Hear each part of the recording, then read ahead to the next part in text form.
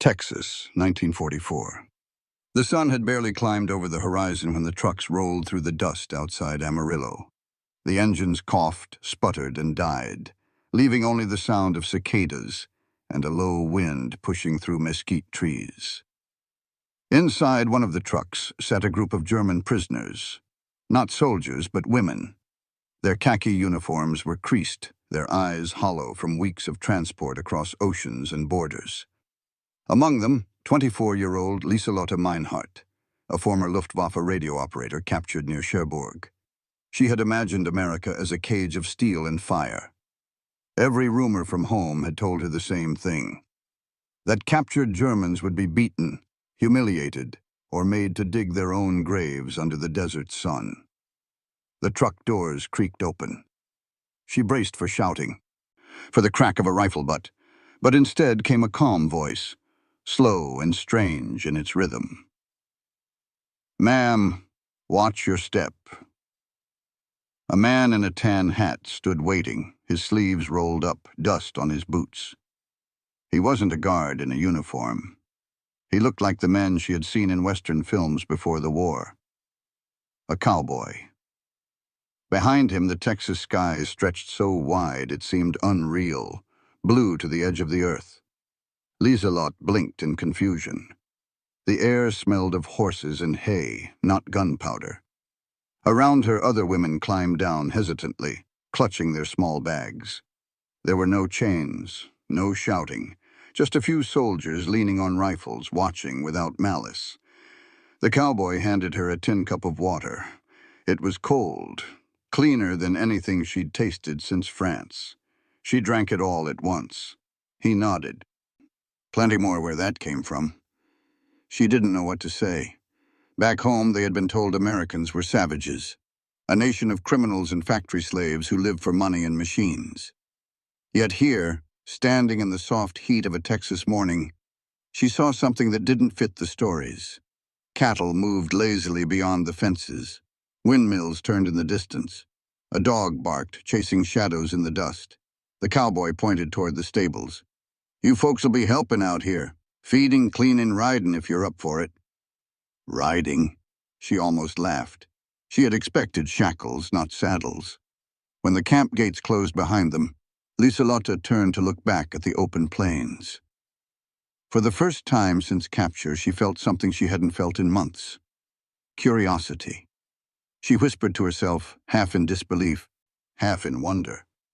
This is America?" The scene fades as the narrator cuts in. She had been taught to fear a monster. Instead, she found a nation so confident it didn't need to hate its enemies. A land where prisoners were given horses, not chains. Before she ever saw Texas, Lieselotte had been certain she would die in America. Every German she knew believed it. The Reich's propaganda machine had made sure of that. Posters plastered across factory walls warned that captured soldiers would be tortured, starved, or used for experiments. Radio broadcasts described America as a land of corruption, a place where degenerate democracy had erased honor and replaced it with greed. For women like Lieselotte, the fear was even sharper. Rumors spread through the Luftwaffe's auxiliary corps that female prisoners were sent to labor camps or used by enemy soldiers.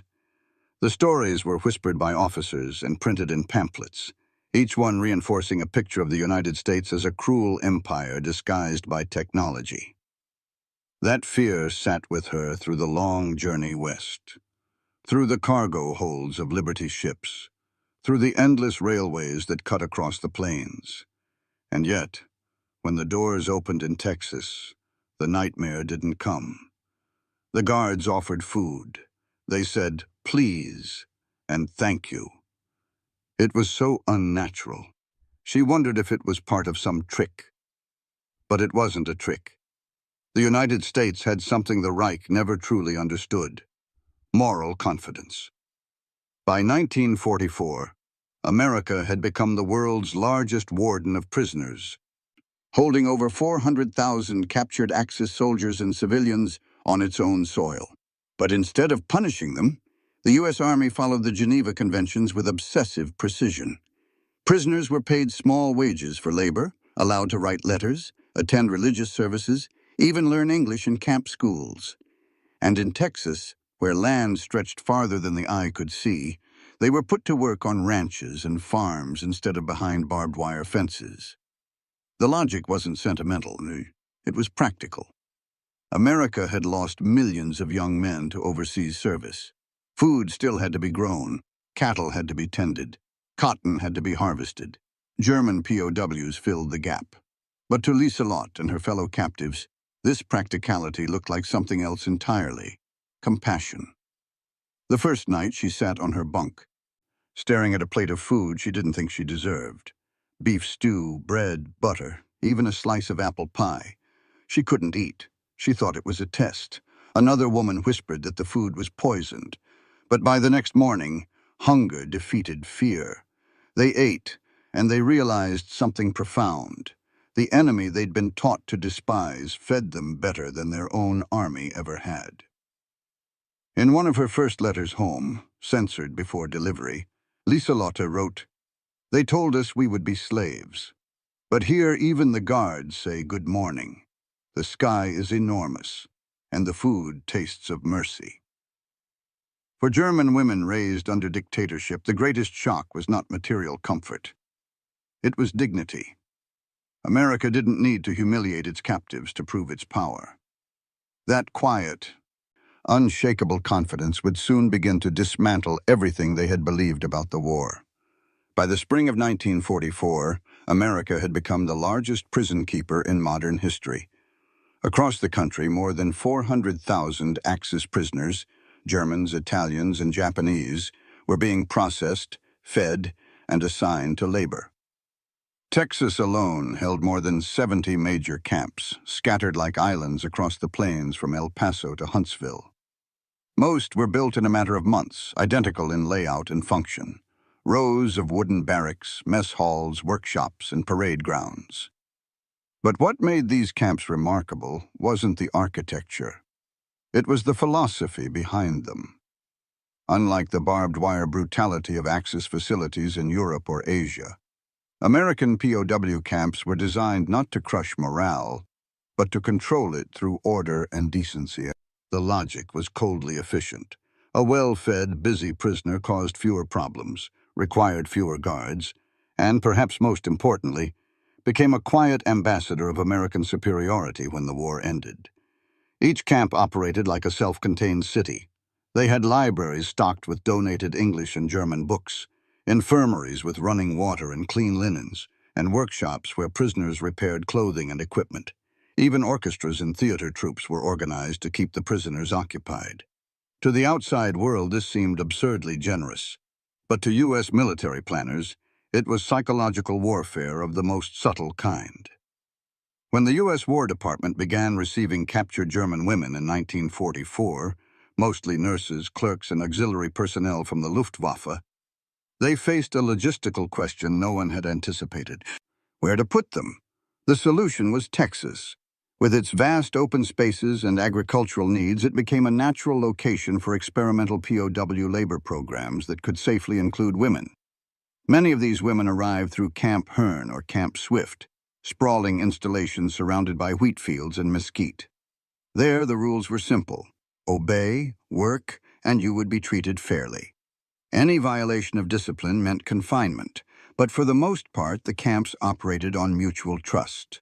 The work assignments soon became as varied as the Texas landscape itself. Some prisoners harvested cotton under the punishing sun. Others sorted produce in warehouses or milked dairy cattle. The women, however, were often assigned to ranch work, where they cooked, mended, or tended livestock.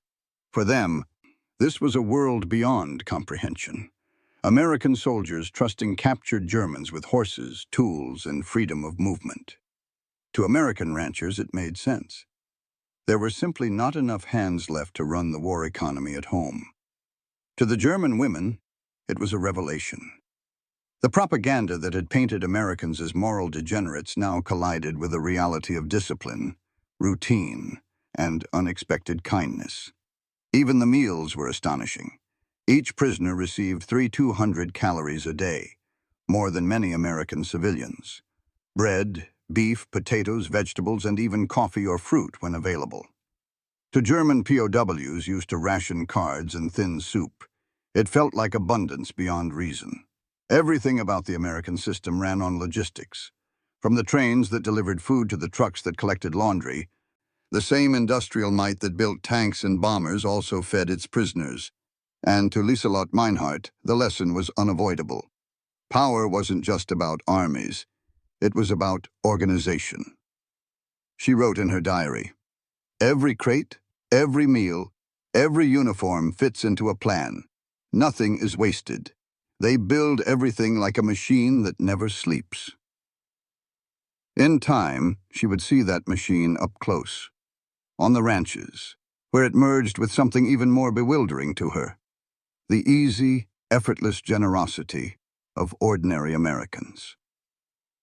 The morning the trucks arrived, the air smelled of hay and dust. The Texas sun was still low, throwing long golden stripes across the horizon, as the guards called the women's names from a clipboard. Lieselotte Meinhardt stood quietly among 24 others, her posture straight, her uniform faded but neat. None of them knew what awaited beyond the gates, only that they had been selected for a work detail on a nearby cattle ranch. They had imagined the worst. Chains, fields of hard labor, endless hours under a whip or barking sergeant. For months, rumors had swirled through the barracks, stories of prisoners sent into the desert and never returning. But when the trucks rattled up to the camp gates, what they saw left them speechless. Instead of armed guards and barking dogs, there were men in wide-brimmed hats and denim shirts, leaning casually against pickup trucks. Cowboys, real ones. Their leader, a tall rancher named Frank Callahan, greeted them with a grin and a lazy wave. "Morning, ladies, y'all ready to work?" His accent was so thick and cheerful that the interpreter had to repeat his words twice before anyone understood. When they arrived at the Callahan ranch, the shock only deepened. Instead of fences topped with barbed wire, there were open fields stretching to the horizon, dotted with herds of cattle and horses grazing under the vast sky. The first order of business, Frank announced, was not punishment, but breakfast. Bacon sizzling in iron skillets, biscuits, eggs, and coffee strong enough to jolt the soul. The women sat in stunned silence as they were served at a long wooden table. No guards stood behind them. No one shouted orders. After breakfast came another surprise. Frank led them to a corral where several horses waited, saddled and restless. "You'll be learning to ride," he said with a smile. "Can't herd cattle on foot, and y'all are going to help us drive 'em in next week." Laughter rippled nervously through the group. Lieselot whispered, "He's joking." But Frank wasn't. Within minutes, the ranch hands were pairing each woman with a horse, offering gentle instruction in broken German and pantomime. At first, it was chaos. Skirts tangled, saddles slipped, and shrieks echoed through the corral as one frightened mare bolted, dragging its rider in circles. The cowboys laughed, not cruelly but warmly, helping each woman back into the saddle. "Don't fight her," one drawled. "Just feel the rhythm. She'll carry you if you trust her." By noon, the women were covered in dust and sweat, but they were laughing. The fear that had gripped them for months began to melt under the Texas sun. For the first time since capture, they were outside the wire without guards at their backs. When Lieselotte finally learned to guide her horse at a gentle trot, she felt something she hadn't known since the war began. Freedom. Not the political kind, but a personal one. A feeling of motion, wind, and possibility. That night, back in the bunkhouse built for workers, she wrote in her journal, "They trust us. It is madness, but also, perhaps, kindness disguised as madness. They treat us not as enemies, but as people. I do not understand this America." Her confusion was shared by everyone in the group. They had grown up in a society that measured strength in domination and obedience. Here, strength looked like calm confidence, patience, and good humor. Even the Cowboys' authority felt different. They commanded through example, not shouting. When a horse refused to move, they didn't whip it. They waited, spoke softly, and tried again. It was leadership built on respect, not fear. Liselott watched this with quiet astonishment. If this was the nation they had fought against, then everything she had been taught about America was a lie. The transformation came quietly, almost imperceptibly at first. Within days, the German women found themselves treated less like prisoners and more like ranch hands. Their only guards were the wide Texas skies, the rattling wind through the mesquite trees, and the watchful eyes of the cowboys who treated them with a kind of rough courtesy. Instead of iron fences, there were boundaries of trust. Frank Callahan explained it plainly. You run, you'll die thirsty out there. You stay, you'll eat well and sleep easy. We're not your jailers. We're your neighbors till this war's done. Liselotte didn't believe him at first. None of them did. But by the end of the first week, the truth became undeniable. The camp trucks came only once a week to deliver supplies, and no one counted heads. The women could have vanished into the plains at any time, but they didn't. Why would they? Here, under the endless sky, they were working, laughing, and even learning. They mended fences, milked cows, and learned to throw hay bales with the same precision they once applied to factory work back home. More than once, the cowboys stood back and watched in quiet admiration. Tougher than half the boys we've hired, one remarked. And they don't complain neither. Liselott noticed something else, too. How differently the Americans seemed to value work. In Germany, labor was duty. Here, it was pride. The cowboys joked, sang, and competed in small ways. Who could rope a calf fastest? Who could mend the longest stretch of fence before sundown? Evenings brought another culture shock. Instead of being locked away, the women were invited to sit by the fire where harmonicas and guitars turned the Texas dusk into something that felt almost sacred. At first, they sat apart, wary and uncertain, but the sound of the music worked on them slowly, breaking down the invisible wall between victors and vanquished. One night, when a cowboy began to hum Lily Marlene, the song that every German soldier knew by heart, Liselott found herself singing along before she realized it. The fire crackled, voices blended, English and German, harmony and melody, until for a few fleeting minutes there were no enemies, only people bound by the same tune under the same stars. Afterward, Frank leaned back on his saddle and said softly, "War ends sooner when folks realize they were never that different." The next morning, the work resumed, but everything felt lighter. The barriers of fear and suspicion were fading fast. One of the women, Anna, asked if she could learn to use a lasso. The cowboys obliged, teaching her with patience and good humor. Before long, the sight of a German POW twirling a rope over her head drew laughter from both sides. But what truly cemented the change came one afternoon when a storm rolled in fast from the west. The sky turned black, the wind howled, and lightning split the horizon. The cattle panicked, scattering across the fields.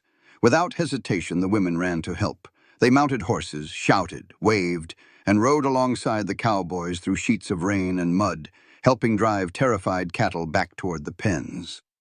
Hours later, drenched and shivering, they returned together, victorious, not one animal lost. Frank walked among them, his face streaked with rain and pride. "Guess y'all ain't just city girls after all," he said with a grin. That night, the ranch hands quietly hung a hand-painted sign over the bunkhouse door. "The German Cowgirls." Liselotte looked at it in disbelief, then laughed until tears came. Somewhere deep inside, a shift had occurred. The war, the propaganda, the fear. It all seemed far away. What mattered now was survival, work, and the strange dignity of being trusted. In a world at war, that trust was rarer than gold. By early autumn, the air on the Texas plains began to cool, and so too did the walls around the German women's hearts. The war still raged across Europe, but here, time seemed to move differently, yeah. The days were filled with honest work, and the nights with quiet laughter and the hum of crickets. For the first time since capture, mail was allowed. Each woman received a single sheet of official camp stationery and was told she could write one letter home. The pages would be censored, of course, but even within limits, it was a rare chance to speak to the world they'd left behind. That night, the bunkhouse was silent except for the scratch of pencils on paper. Lieselotte's hand trembled as she began. "Dearest mother, I am alive, and I must tell you something you will not believe. I am working on a farm in Texas. They call it a ranch. The people here are kind. Yes, truly kind. They give us food, so much food I can hardly eat it all. They even let us ride horses. The men wear hats as wide as dishes and drink something called Coca-Cola. They play music after work and teach us their songs." She paused, staring at the words. Would her mother think she had gone mad?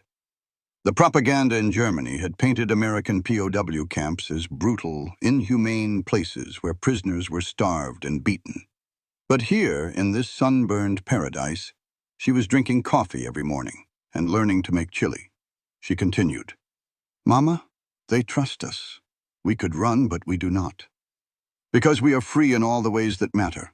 I never thought freedom could look like this." The letters were collected the next morning. Weeks later, replies came, carefully censored and trembling with disbelief. "Lieselotte, are you sure? You must be mistaken. Perhaps you are dreaming. They would never treat prisoners so well." Her mother wasn't the only one who doubted. Other women received similar replies. Their families refused to believe tales of hamburgers, open fields, and friendly cowboys.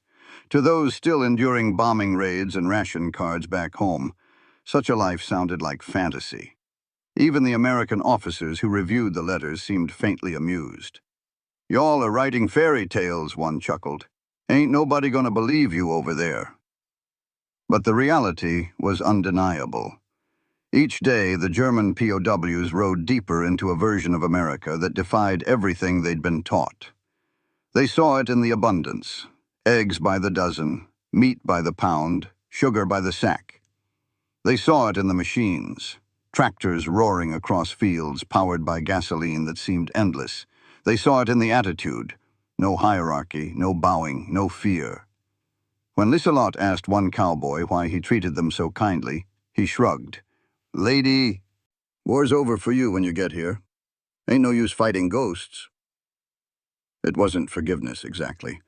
It was something more pragmatic, an American kind of mercy that measured worth by work, not by flag. One afternoon, a new group of POWs arrived, male soldiers from another camp. They watched in disbelief as the women led horses from the barn, laughing and chatting freely with the cowboys. "This cannot be real," one muttered in German. But it was. For the newcomers, the sight of their female comrades riding across open pastures without chains shattered years of conditioning. It was the first proof that captivity under the Americans could be something other than humiliation. And as those men joined the work crews, they too began to soften. The cowboys taught them to mend fences, throw ropes, and eventually to dance. By November, the Callahan Ranch had become something impossible, a small corner of reconciliation in a world still burning. For Lieselotte, it was the beginning of a quiet revelation: that humanity could survive even in captivity, that kindness could grow from the ruins of war. She didn't yet know that these lessons would follow her home, reshaping everything she believed about the world. April 1945. The wind across the plains carried the scent of spring grass and rain. Calves had been born, fields were greening again, and rumors were swirling faster than the dust devils that chased each other across the pastures. Germany was collapsing. Berlin surrounded. Hitler dead, some said. Others whispered that it was propaganda. At the Callahan Ranch, the German women worked as usual. They mended saddles, washed clothes, and herded cattle. But the tension in the air was unmistakable. The radio in Frank's kitchen, usually reserved for country music and baseball, now carried nothing but news from Europe. That afternoon, when Frank came out to the barn, his face was solemn. He held his hat in one hand, the other gripping a folded newspaper. "Ladies," he said quietly, "it's over." For a moment, no one spoke. The words hung in the air like a thunderclap that hadn't yet broken. Over. "What do you mean?" Liselott asked in a whisper. "The war," Frank said. "Germany surrendered. Some women froze. Others dropped the tools they were holding. Anna covered her mouth and began to cry softly. Liselotte just stared at the ground, her mind blank. For years, everything, every breath, every fear, every loss had been tied to the war. Now, suddenly, it was gone. No one cheered. There was no celebration, only stunned silence and the distant lowing of cattle. The women gathered that night by the fire, their faces lit by flickering orange light, unsure whether to feel relief or grief. Frank poured coffee for everyone and said quietly, "It's done now. You all can go home soon." The word home hit harder than any news of surrender. Home. What did that even mean anymore? Their towns might be gone, their families displaced or dead. Germany was rubble. Liselotte sipped her coffee and watched the sparks drift up into the night. "What will we go back to?" she murmured. Frank didn't answer. He didn't need to. Everyone knew there was no easy answer to that question. In the days that followed, the U.S. Army sent officers to process the prisoners for repatriation. Trucks arrived to transport them back to official camps, where they would await ships bound for Europe. The Cowboys stood quietly by as the women packed their few belongings, mostly clothes, letters, and small keepsakes. Frank approached Liselotte as she was folding her work gloves into a small canvas bag. "Reckon you'll be going home soon," he said softly. She nodded, her throat tight. "Thank you, Mr. Callahan, for everything." He smiled, eyes squinting under the brim of his hat. "Ain't nothing to thank me for. You all worked hard, earned your keep. That's all any of us can do." Then, with a playful grin, he reached behind him and held out something wrapped in brown paper. "Got something for you." Inside was a brand new Stetson hat, cream-colored, soft as suede. "So you don't forget Texas," he said. Liselotte laughed through tears. She put it on awkwardly, the brim shading her eyes. The ranch hands whooped and clapped, and someone shouted, "Yee-haw, the German cowgirl rides again." When the trucks finally rolled out, the women looked back through the wooden slats and saw the ranch fading into the distance, the barns, the windmill, the men waving their hats in farewell. For Liselotte, that sight would never fade. It wasn't just a place. It was a revelation. She had come to Texas a prisoner and was leaving as something else, someone who had glimpsed a different way of living, where dignity came not from rank or fear, but from simple respect. As the truck rumbled down the dusty road, she whispered to herself, "Maybe we lost the war, but perhaps we can still win peace." In that moment, watching the wide horizon of America disappear behind her, Liselotte realized that the greatest freedom she had found wasn't physical, it was moral. She had seen the power of kindness, and it had changed her forever. The journey home took months. The war might have been over, but the ocean crossings were slow, and bureaucracy slower still. When the ship carrying Liselotte and her fellow prisoners finally reached Bremerhaven, Germany, it was winter again, cold, gray, and broken. The docks were ruins, the city was flattened. What had once been streets were now rivers of rubble. As the women stepped ashore, their breath turned white in the frigid air. This was homecoming, but to a homeland that barely existed anymore. American officers handed them small care packages before they disembarked. Chocolate bars, canned food, and letters with instructions on where to go next. The sight of an American Red Cross logo on every box was both surreal and humbling. For years they had been taught that Americans were monsters, materialistic, cruel, and without honor. But now, holding a Hershey bar and wearing a Texas cowboy hat, Liselotte felt the weight of that lie crumble completely. When she arrived in her hometown, what she found confirmed what she already knew in her heart. The war had devoured everything. Her house was gone, her parents dead, her village burned. But in the ashes of destruction, she carried something the ruins could not erase, an idea she had learned under the Texas sun. She began working as a translator for the Allied occupation forces. Her English, learned from cowboys and ranch hands, was rough and full of slang, but it got her noticed. American officers often smiled when she called them partner or said ain't. She told them stories of Texas ranches, wide skies, and the kindness of the men who had treated prisoners not as enemies, but as human beings. It astonished many American soldiers to hear it. They had expected stories of hardship and cruelty, not tales of cattle drives, Coca-Cola, and cowboy hats. In 1948, Liselotte was invited to speak at a post-war women's conference in Stuttgart. The topic, Rebuilding Through Understanding. She stood before an audience of German and Allied women, former enemies now seated side by side, and told them about her time in Texas. "I was a prisoner of war," she began softly, "but I never felt like one." She spoke of the cowboys who shared their food, of Frank Callahan's quiet dignity, of the day she first wore a Stetson and felt, perhaps for the first time, equal. "I learned that freedom," she said, "is not given by nations. It is given by people, one act of kindness at a time." Her words moved the crowd to tears. When she finished, an American woman came forward and embraced her. It was the first time many in that hall had seen such a thing, a German and an American, once enemies, now sisters. Years later, Liselotte would immigrate to the United States. She settled in San Antonio, Texas, not far from where she had once worked as a POW. She opened a small bakery that became known for its fusion of German pastries and Southern flavors: apple strudel with pecan crumble, pretzels dusted with smoked salt.